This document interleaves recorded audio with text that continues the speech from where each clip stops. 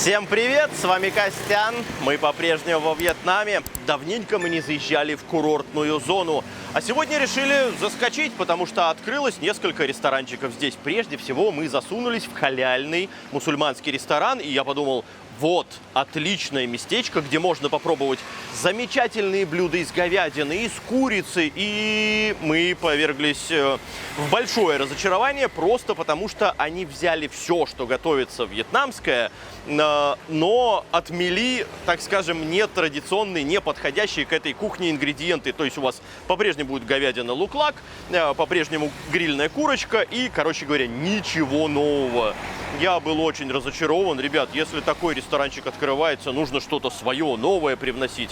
Но ладно, мы не сильно расстроились, мы просто отъехали 100 метров чуть подальше, потому что открылся здесь новый суши-ресторан.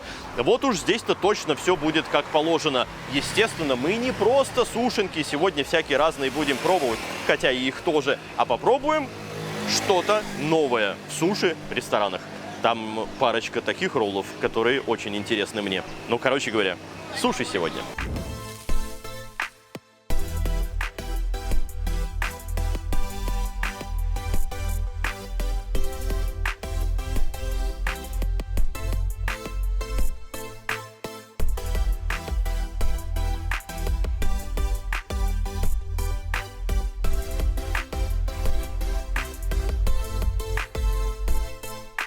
Что ж, начнем помаленьку. Нам уже принесли и обычные сушки, маки с лососем, естественно. Я всегда проверю, какой здесь лосось, и сушки с лососем, а также с кальмаром, еще и со осьминогом. Но начнем мы с того, что здесь необычное как раз-таки. А ози-суши я встречаю первый раз. В данном случае у нас какие-то ози-суши с лососем. Перед тем, как пробовать, попробуем, что у них за разливной. Я попросил один бокальчик стаута, Роман тоже попробует, и у нас еще есть разливное какое-то, просто уже такой, знаете, спокойный лагерь, чтобы можно было отдыхать.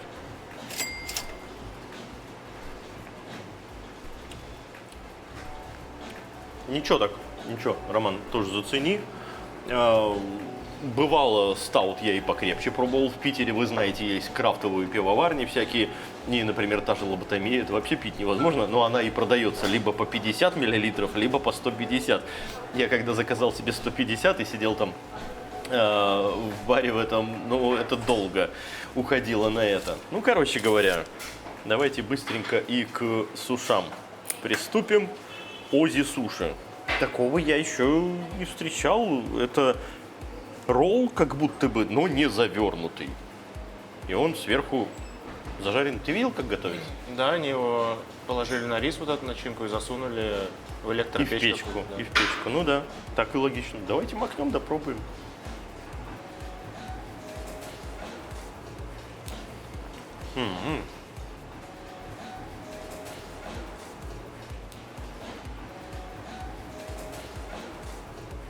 Во-первых, это очень вкусно. Лосось отлично чувствуется. А самое главное, знаете, сейчас посыпятся комменты, что типа еще и послевкусие. Охрененно. Короче говоря, вот эта штука мне очень понравилась. Я обычно, сами знаете, запеченные роллы не люблю. Сейчас начнутся комменты, что я здесь нахваливаю, нас пригласили. Нет, вы знаете, обзоров, чтобы нас приглашали, таких вообще, не знаю, один у нас был, да, Ром? До сих пор. Чтобы нас пригласили и чтобы мы записали вот обзор. Какой? На них. Z. А, ну да. Ну вот, все остальные мы просто спонтанно приезжаем и делаем. Короче говоря, по этим роллам охрененно вкусно. То, что вот эта шапочка, это та шапка, которой покрывают обычно мидии. И ты прежде всего чувствуешь ее. Затем вкус лосося, а в самом конце вкус вот этих вот кунжутных семечек.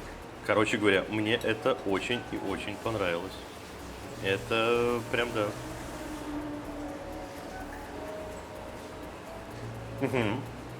Господа, конечно же, напоминаю о том, что все, кроме билетов, при посещении вами Вьетнама мы делаем, а именно трансфер, поиск жилья, сим-карты, аренда байков, любые экскурсии, какие хотите, Короче говоря, собрались во Вьетнам, обязательно пишите, потому что сейчас народ уже начинает бронировать все на декабрь, на январь. Это бархатный сезон. Сейчас у нас начинается потихоньку сезон дождей, и он где-то продлится до начала декабря. Ну, это в зависимости от года, конечно, раз на раз не приходится, но в целом в декабре уже прям все огонь. Некоторые экстремалы приезжают и в октябре, так что да, welcome. Но здесь, должен сказать, дождь как происходит, а именно с утра практически всегда ясная, замечательная, тихая погода.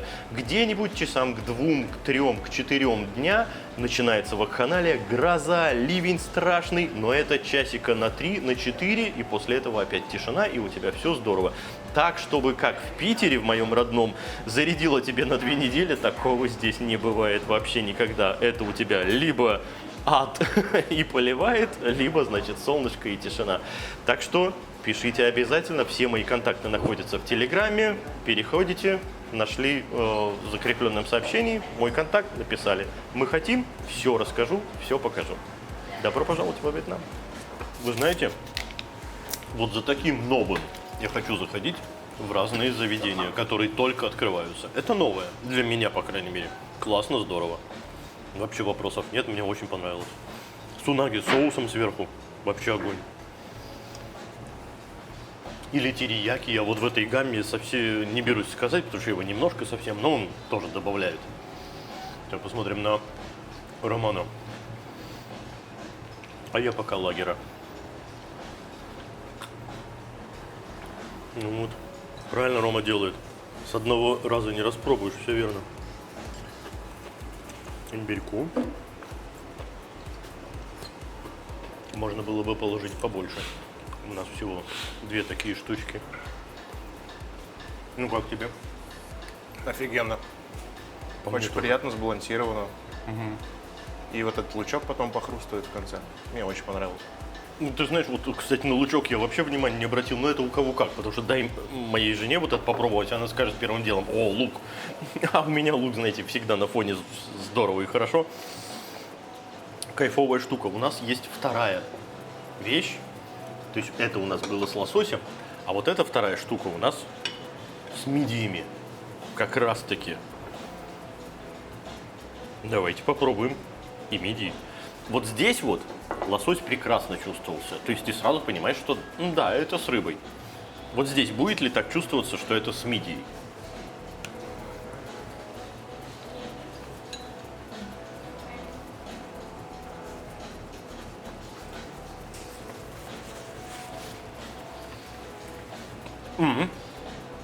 Попалась. Она не целиковая, она нарезанная. Да. Вот. Вот теперь все. Это здорово и хорошо. Я очень часто в сушильнях ругаюсь на запеченные роллы. Вот знаете, с этой шапкой или еще что-то. Потому что там написано будет с крабом, с лососем, с мидией, с креветкой. А ты съедаешь, ты вообще ничего не понял. Что ты съел? Ну, что-то вкусную какую-то массу.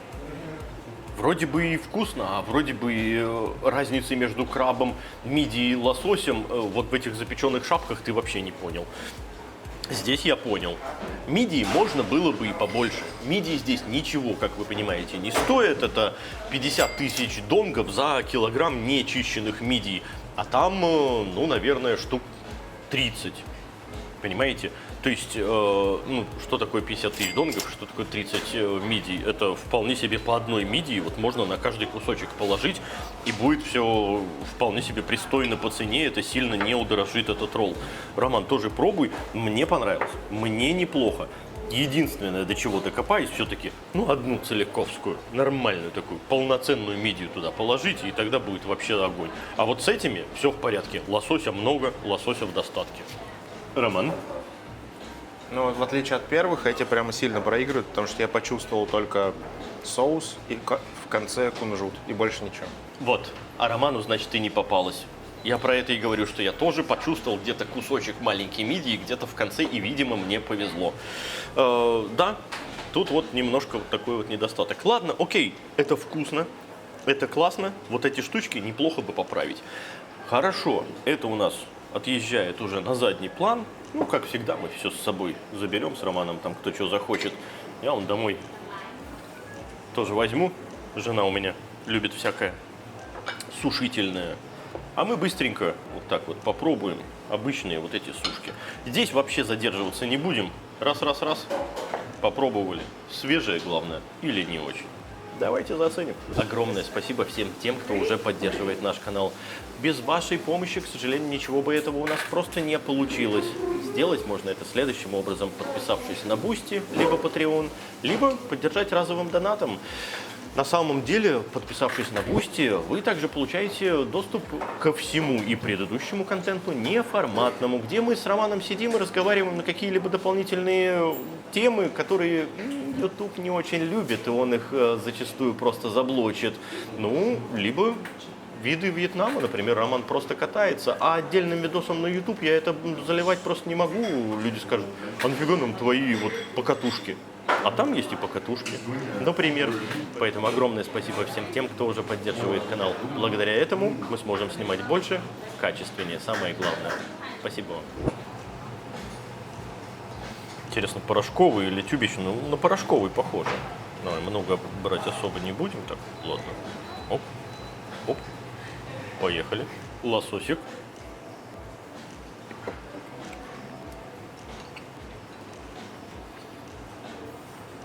Лосося мало. Риса много. Вкусно? Да. Лосось хороший, свежий? Да. Но его маловато. То есть я в основном поел рис с ароматом лосося. Выглядит вроде бы ничего, но, видимо, тонковато нарезано. Роман пускай пробует пока лосося. Так, вот вкус осьминога редиской я портить точно не хочу. Я вот хочу васаби чуть-чуть добавить. Вот так.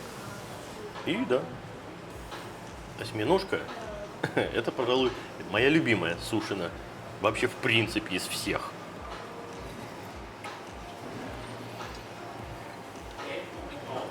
Риса много кладут.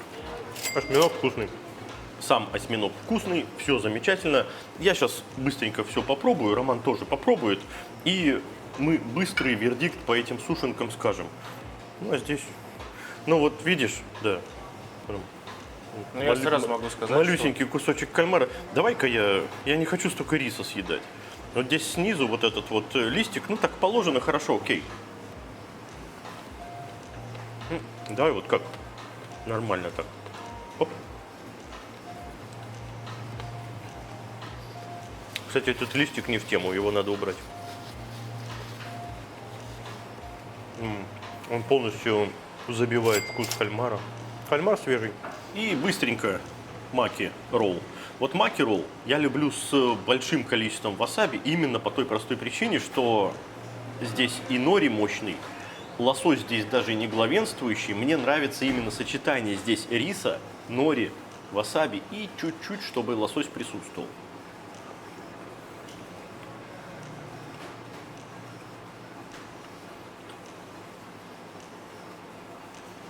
Обычные вот эти маки хорошие, добротные. Я не хочу ни больше, ни меньше. Вот еще чуть меньше уже совсем неплохо, совсем плохо будет. Чуть больше можно, но, знаете, вот такой размерчик меня вполне устраивает. Да, здорово, вкусно. Васаби порошковый, симпатичный. Мне все нравится. Да. Здесь все хорошо. Подытоживая быстренько по сушам, я могу сказать так. Риса кладут очень много, а вот здесь нормально. А вот в обычных сушах очень много риса. Лосось теряется, кальмар совсем потерялся, осьминог до конца не потерялся, но это получилась огромная сушина, которую сложно прожевать, и ты такой жуешь. Сначала внутри рта ты хочешь избавиться от риса, чтобы начался у тебя наконец осьминог. Вот у меня произошло вот так. То есть, на мой взгляд, ну как-то с граммовочками чуть-чуть нужно поправить. Нет, это не тонкие материи. Это адекватное, нормальное, конкретное такое мнение. Роман? Ну, во-первых, количество риса, да, намного больше, чем должно быть. Но самое главное, почему вкус теряется, у них рис заправлен абсолютно пресной заправкой. То есть он просто пресный. Вот эта вся пресность риса в огромном количестве, она забирает в себя вкус вот этого мясного ингредиента, лосося там или кальмара или чего. И он теряется полностью. То есть ты ешь пресный рис. Но ты имеешь в виду, что вот этой мицукан заправочки не хватает? Вообще, да, то есть он полностью пресный. Вот у тебя рис остался, попробуй, он вообще безвкусный пресный рис. Нет, он заправка, мне кажется.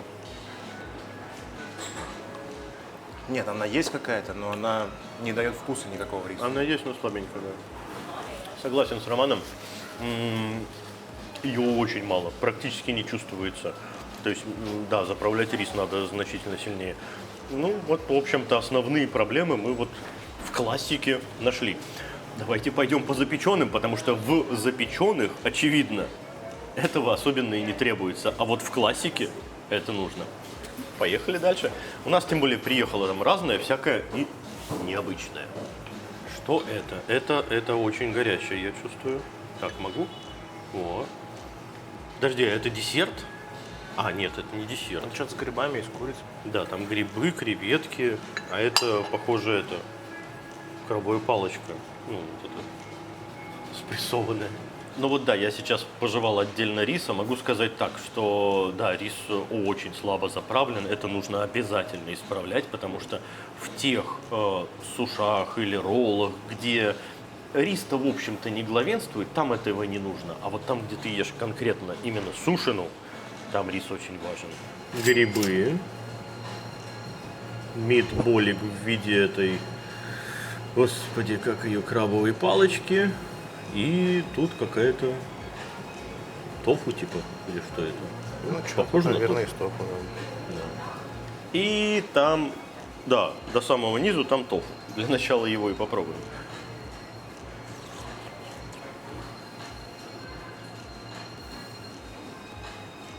Это приятный наваристый бульончик.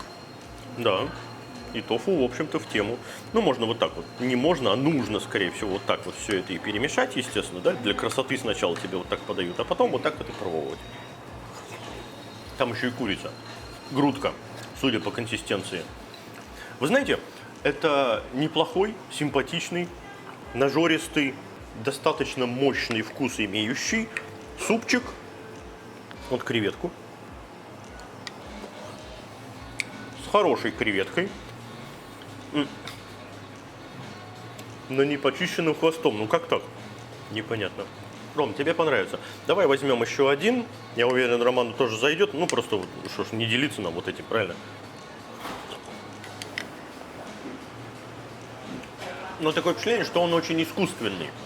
То есть это практически состоит все из кубика.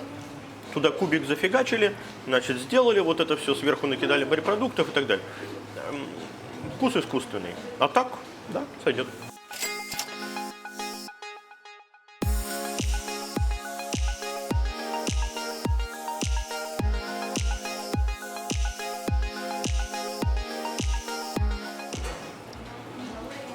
Кубик растворили просто, и все, да? Нет, не кубик, это Ну, типа, мисо-суп с тофу по вкусу. ну, мисо-суп, да, ну, мисо-суп-то это же паста, кубик. Но я не знаю, как его делать. Но по вкусу вот мисо-суп с вот этим кремовым тофу. Прикольно. Не, ну, прикольно-то прикольно, но просто я, поймите правильно, когда я говорю кубик, имеется в виду, что заготовка. Ну, здесь мисо-паста, ну, окей. Ну, тебе понравилось? Да. Вот я и говорю, что в принципе неплохо. Если вот никто против вот этих кубиков не имеет ничего, то да, симпатично. Я на самом деле понял, почему у них с рисом небольшие проблемы. Потому что они решили не запариваться, отдельно делать рис для суши. Потому что у них очень много блюд, вот как, например, этот донбури с курицей в данном случае. У них есть и свинина, есть с курицей, мы взяли с курицей. И да, вот здесь прекрасный омлет, грудка курицы, а снизу сплошняком горка риса большая. Они же сюда с мицуканом рис не положат, нужен обычный, поэтому и не нужно вообще с мицуканом заморачиваться, он пресный. Там, если он и есть, то, скорее всего, его просто нет. Давайте посмотрим, как грудка прожарена, как все это выглядит. Перемешаем и попробуем. Не знаю, как кто, а я бы вот так вот взял кусочек омлета с кусочком риса И сверху вот так вот грудку. Вот она. Поехали.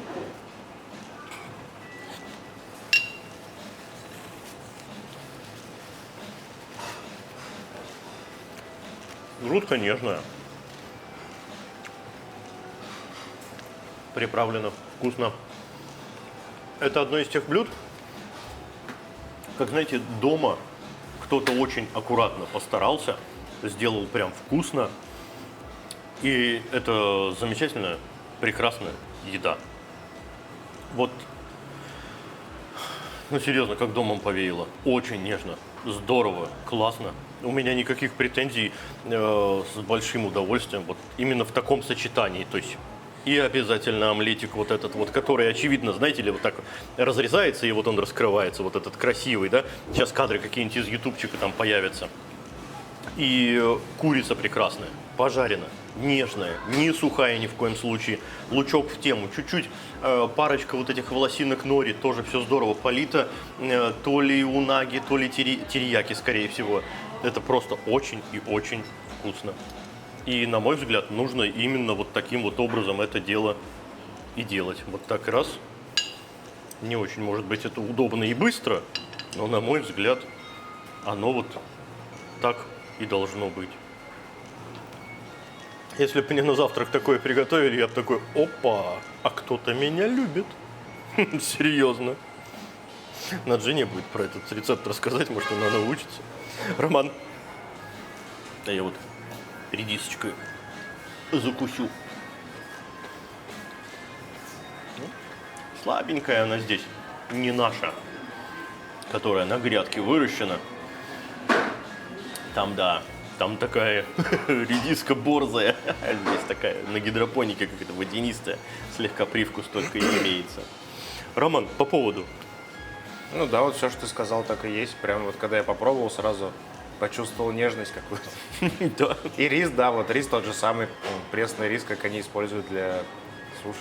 Ну, это, наверное, главная ошибка их здесь. Все-таки они не заморачиваются. Вот мы приготовили, в рисоварке кнопку нажали. Он прекрасный, он замечательный. Это классный, хороший рис. Вот он приготовлен в рисоварке. Ну, ребят, заправку все-таки для суши, именно нигири суши, нужно делать. Там это особ статья, это вот, знаете ли, придает свой шарм. Хорошо, поехали дальше. Это еще не все. У нас шашлычки впереди. А вот они и шашлычки. Здесь у нас с Романом каждому как раз-таки по два. По одному, точнее, два всего в сумме. Это, очевидно, курица с луком порей, что ли?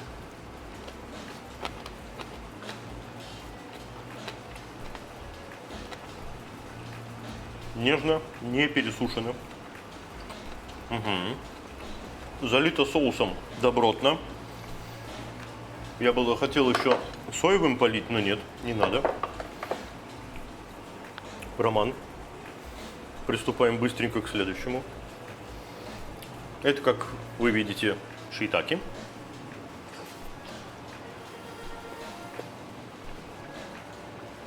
Прекрасно пожаренный гриб, полностью готовый. На мой взгляд, может быть, соуса даже многовато. Потому что докопаться после этого соуса, докопаться до вкуса истинного немножко сложно. Ну и креветки. На тебе вот где больше соуса, а то я от соуса даже немножко устал. Так, бамия. Да, в порядке. Че ж вы все хвосты-то вот вечно эти оставляете? Кому они тут нужны? Я не хочу хитин есть.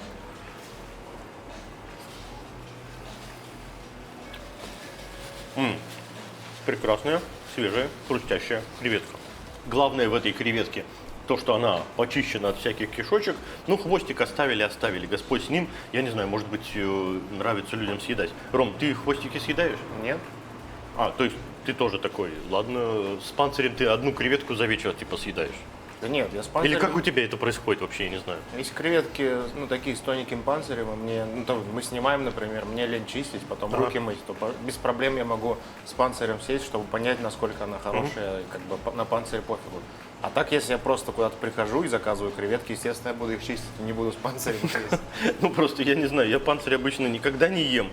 И у кого какое отношение к панцирю, напишите обязательно, потому что, ну, на мой взгляд, это немножко странновато.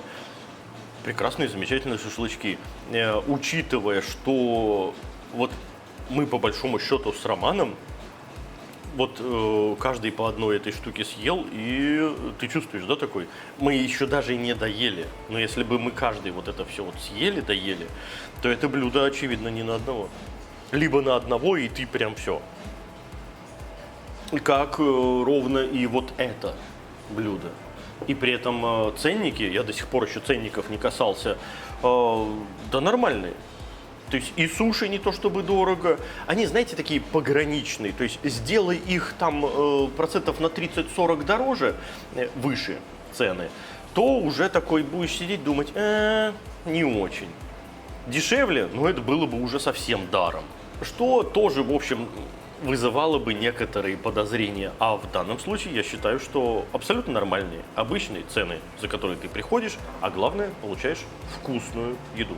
Я не знаю, будем ли мы что-то еще с Романом пробовать. Может, какой-то десертик? Ты как, Ром? А что у них здесь есть? Фруктовый чай, вино, саке? Ну нет, это нам нет. А сладкого, по-моему, кстати, у них ничего и нету, да? Ну, вы знаете, вот мы с Романом сейчас полистали меню, и я могу сказать следующее, что в остальном мы будем уже повторяться просто по классическим там каким-то роллам той же самой Филадельфии, которая стоит 160 тысяч донгов здесь, на мой взгляд, ну, действительно такая средняя, нормальная, добротная цена. В принципе, на мой взгляд, здесь все неплохо. Единственное, до чего, как вы поняли, мы докопались, это то, что один рис для всего.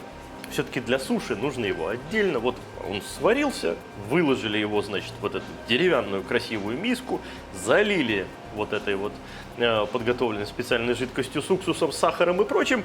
Значит, раз, вот это для суши. А остальное все, как вы понимаете, это уже для обычной еды. Да хорошо и здорово. На мой взгляд, в Муйне такого ресторанчика не хватало.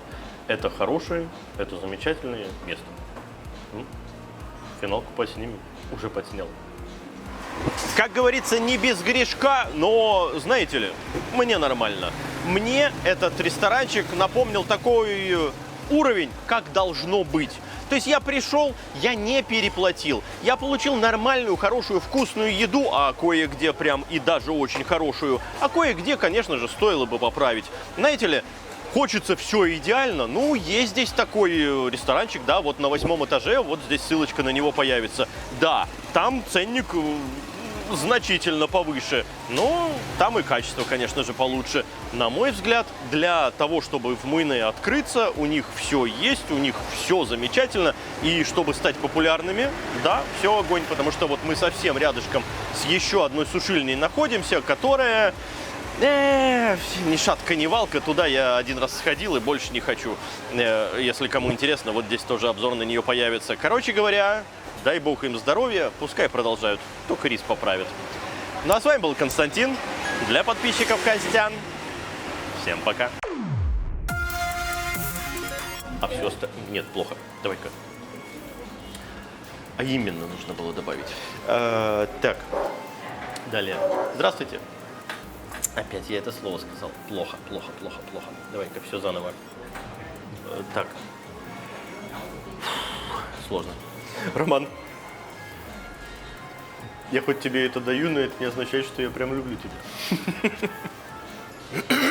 А то у нас там комментариев, шуточек сейчас навалится. Я знаю вас. Знаю. Любителей пошутить.